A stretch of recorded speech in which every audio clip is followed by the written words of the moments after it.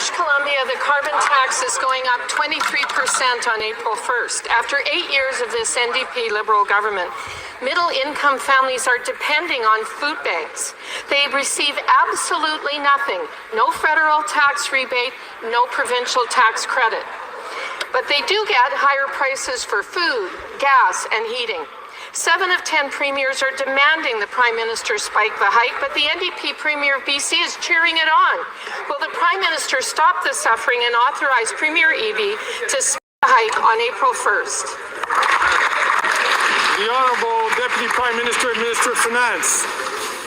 Mr. Speaker, as with the Conservative Quebec MPs, we are hearing a question that demonstrates either profound ignorance or profound disrespect of the system that the province of BC put in place.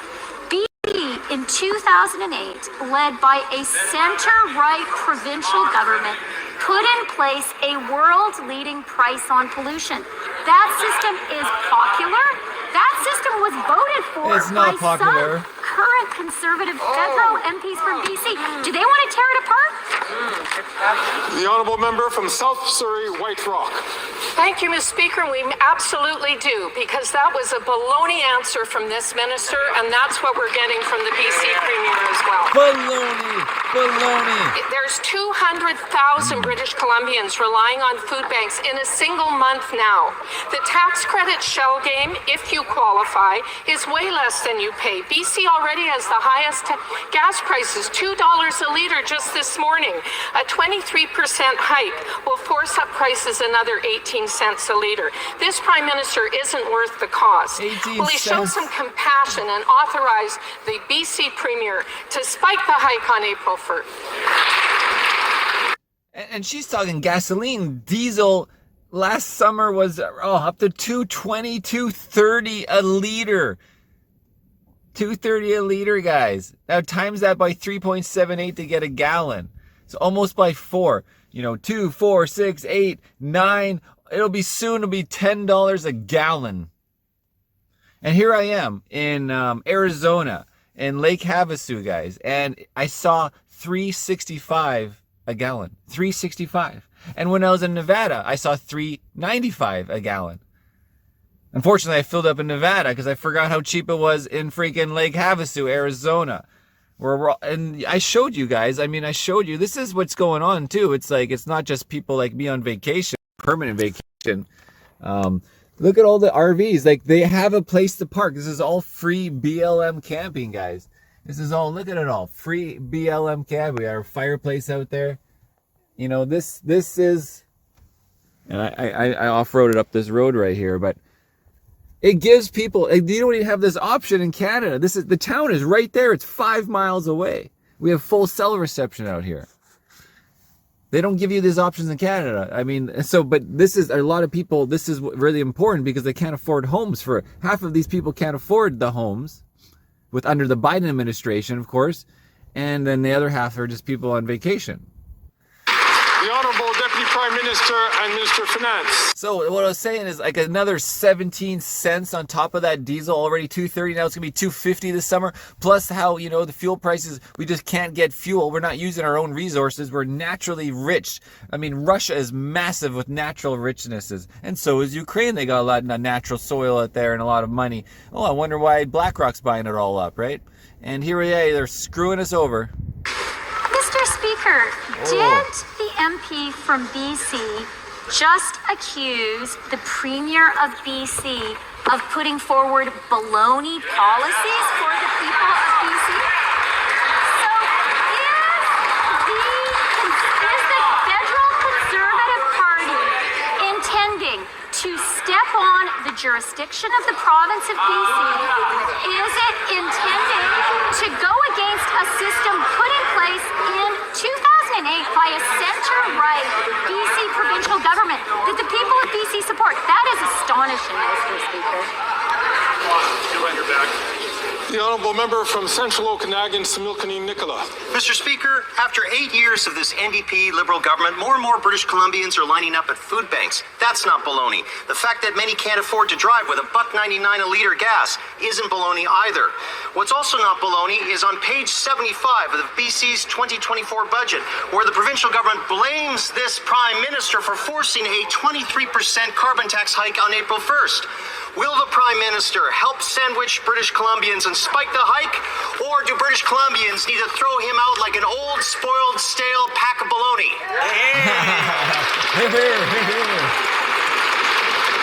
The Honourable Deputy Prime Minister and Minister of Finance. Mr. Speaker, let's just remember that every single one of the Conservative MPs in this House today ran on a platform promising. Let me remind everybody that Chrystia Freeland's not doing her normal dance because she's not being asked questions, right? She's not really being asked questions. She just does her regular spiel. She's like, well, thank you for the question. Let me start today by telling you a story about the weather. You know, she's not doing that when she's in here just spewing out her straight propaganda. She's not even a question, right? They already know what they're going to say, but they just add baloney. A price on pollution. And let's just remember that the BC caucus of that party includes MPs who, when they were in the provincial legislature, voted for British Columbia's current world-leading price on pollution. So Canadians and the people of BC have to ask themselves, do they even know what they campaigned on and what they voted for? The Honourable Member for Madawaska-Restigouche. Mr. Speaker, I would like to wish you and every Member of Parliament a happy Francophonie Month. Oh, shut Mr. up. Speaker, in the last Francophonie Month. Yes, The Honourable Member from Leeds, Grenville, Thousand Islands and Rideau Lakes. This NDP Liberal government has been trying to cover up the full cost of their $60 million Arrive scam. And after 8 years of this Prime Minister and his NDP Liberal government, they're not worth the cost or the corruption. And he's been hiding the documents, and we've been hearing the paper shredders, but his homework is due today. So the question is to the Prime Minister, at what time will he respect the common sense Conservative motion that was passed by this House and deliver all of the documents and the full cost of his Arrive scam scandal? Arrive scam. The Honourable Minister for Public Works.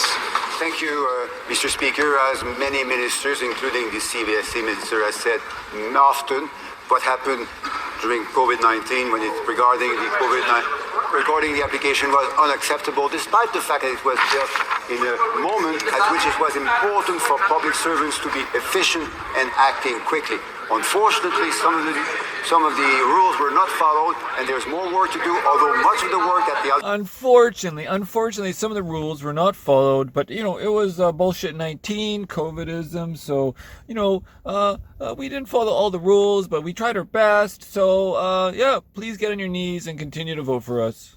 The General asked us to do has already been implemented. The Honourable Member from Leeds, Grenville, Thousand Island, Rideau Lakes. Well, what the Auditor General asked in terms of information, this government didn't even want to provide. That's why they voted against having the Auditor General investigate this Prime Minister's $60 million Arrive scam. It's clear that after 8 years of this NDP Liberal government that they're not worth the corruption or worth the cost. That $60 million, Speaker, was for outside consultants. It wasn't for public servants who needed to act quickly. It was for Ottawa insiders who were getting rich, being made millionaires while Canadians struggle and are now lined up at food banks. This Prime Minister's had weeks. He won't stand up, but we've ordered him to provide the documents. At what time will they be provided? The Honourable Minister for Public Safety. Mr. Speaker, from the very beginning, our government has been transparent with Canadians. Oh, here we have Dominic LeBlanc, guys. If you remember the new, he got this job after he worked for Mackenzie's and Associates. How the Liberals spent billions of dollars to the Mackenzie and Associates to ask them what they should do and how they should rule over. And Mackenzie and Associates with their worldwide billion associates firm to support the WEF and everybody else. Sorry, that little burp there.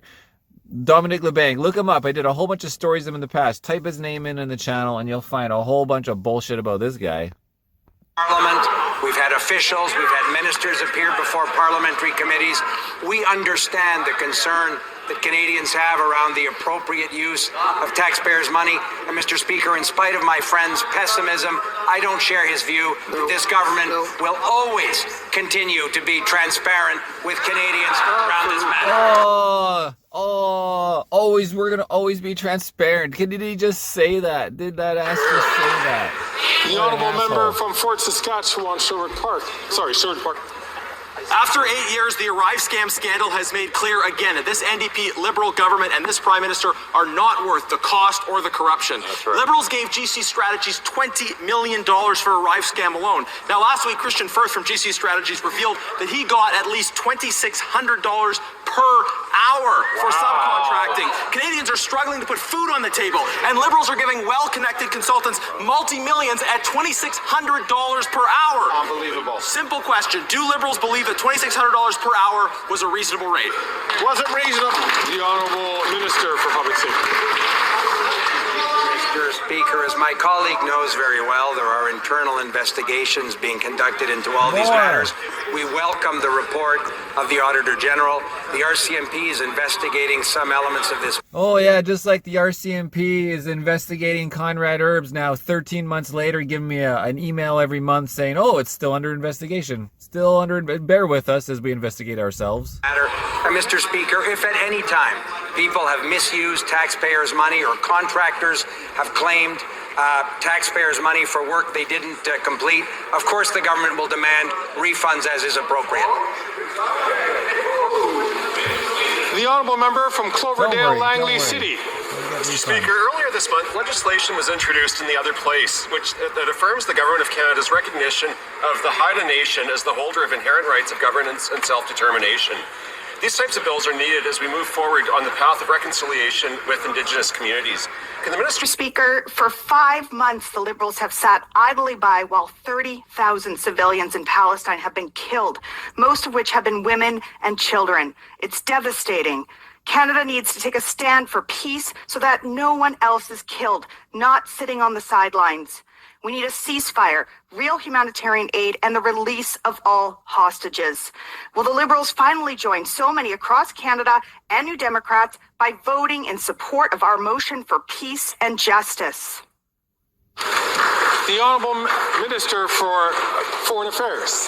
Thank you, Mr. Speaker. I would like to thank my colleague for her important question. Indeed, we believe in peace and stability in the region, and it starts with the release of all hostages.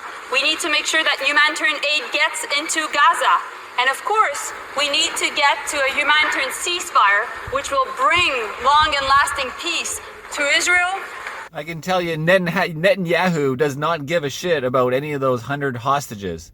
That is not what it's about. He doesn't care about your family as a hostage from the Hamas or reverse. No, it's all about his military war for conquest, guys. And also support a two-state solution and the creation of a Palestinian state for Palestinians. For too long, Israelis and Palestinians have suffered for the fact that we haven't found a solution to this conflict. We need to be there to support them, and we will be. The Honourable Member for Richmond, Arthabaska. Mr. Speaker, since the Liberal government was elected in 2015, we've been treated to deficits every single year. The country's debt has been exploding, and since then, more and more people are worried. The cost of living is steadily rising, federal spending seems out of control, and we've seen various financial scandals, and most recently, ArriveCAN. My question to the Minister of Finance is extremely simple. Will she finally table a plan to balance the budget when she presents her budget on April 16th? The Honourable Deputy Prime Minister, Minister of Finance. Thank you, Mr. Speaker, and I'd like to thank the colleague for his question. Our government understands the importance of supporting Canadians and to do so responsibly, fiscally responsible. We are doing this, and we have maintained our AAA credit rating. The irony here is you feel like the translator is just not able to say what she's saying, but it's not that at all. It's the fact that Chrystia Freeland speaks so slowly when she's trying to come up with her next lie about balancing the budget. And this was reconfirmed last week. We have the lowest debt to GDP ratios in the G7. Thank you, Mr. That's all she ever says. We're doing one of the best G7 countries. All the G7 countries are doing the worst of everybody around the world. Like, they have put them all, the France and Macron and Australia and Britain, they're all going to shit on purpose. The whole G7, the G7 is the enemy. The governments of them are all the enemy. They're all the woke asshole enemy. Mr. Speaker. Et on arrive à la fin de l'appel. And that is all the time we have today for question all right, period. That's all the time we have for Appel today, guys. courante ordinaire. Dépôt de Tabling of documents. Bam. Wow, we made it through that bullshit, guys. What are your thoughts? Leave them in the comments below. Irnieracing, sharing you Parliament from today, guys. I think it was the 18th today. Yes, it was, March 8th, 2020. There I am, guys. Running slow. All right, we got to go one-wheeling. Hopefully Doctor is done her work soon and we can get out there one-wheeling in Lake Havasu. Cheers.